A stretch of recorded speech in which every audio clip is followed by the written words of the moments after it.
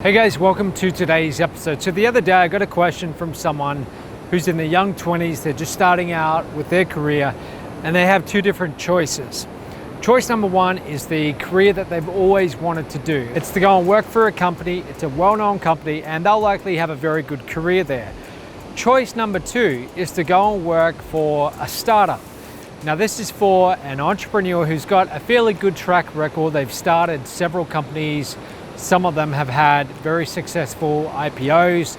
So they've done a lot of different things and they've been quite successful, but they can go and work for this other person in a brand new company, really no track record. It's just starting out and they'll be part of a very small team, less than 20 people.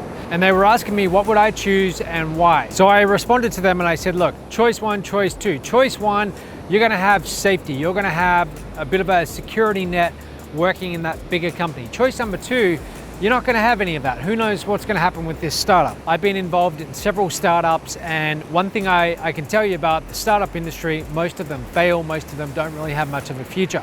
So if this person goes with choice number two, who knows what's going to happen in 6 months from now? They might not have a job. However, what they will get is they will get a chance to work very closely with the founder. And this person told me that they really respect, they admire this founder, and they know that they could learn a lot. So my advice to them was go and work for the startup. It is far more important that you work for someone that you admire, someone that you think you can learn a lot from, either them teaching you or you just observing how they do things. That is far more important than going and trying to work for a more prestigious company where there's no one that you know you're going to directly be learning from. And I know this to be true because in my own life, in my young 20s, I got a chance to go and work for an entrepreneur who was several years older than I was. And this was a guy who was building a company. He'd already built it up to several $1 million per year. And I knew I could learn a lot from him. He was about 4 years older than I was. And so I said yes. And so I started working for him virtually. I was in Perth, Australia. He was in the USA, and we would talk every day, every few days. We'd get on a Skype call. But the biggest takeaway that I got from working for this person was how they operated. And I realized they didn't have all the answers most of the time, but they had an extreme bias for implementation. So they would have an idea and then they would launch very soon after.